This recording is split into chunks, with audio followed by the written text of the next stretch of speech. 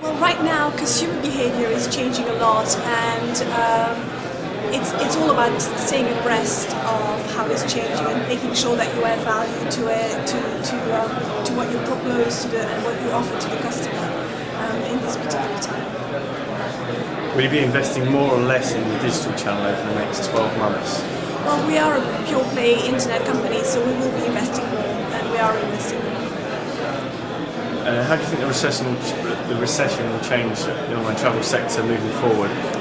Well, I think a lot of creativity will come out of this recession. I also think now is a very good time to make deals and now is a good time to invest in technology, because technology providers will be willing to make all sorts of deals. So between the fact that you can negotiate for development and the fact that there's a lot of creativity out there that is going to flourish out of this particular market, I think that's a major opportunity.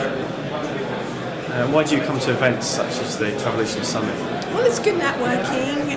It's also very interesting to stay abreast with the topics that are presented and get to know the speakers and get to know people in the audience. It's small enough to be able to speak to almost everyone, and yet it's very high caliber, so you do learn.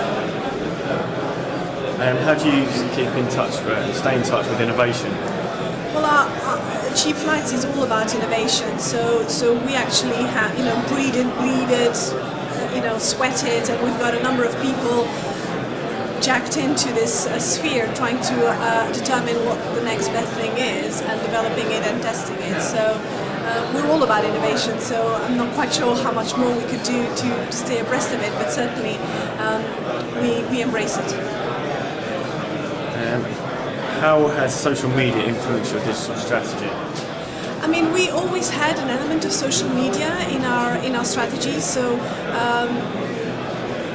it's all about staying nimble and flexible and making sure that you're relevant. So a new medium comes, try to figure it out and try to figure out how you get traction, how you can engage the people that follow you. So basically by making sure there's always a portion of the company that's looking out within the social media networking arena what the next best thing is. And you think that will continue to grow? You'll have more people dedicated to that side?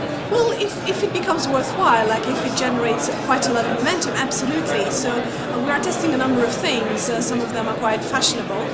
We don't know where it's going to pan out, but we're certainly in it. And if one of them takes off, yes, you then throw lots of resource to it.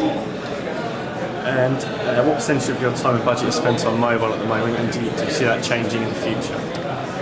We don't spend too much.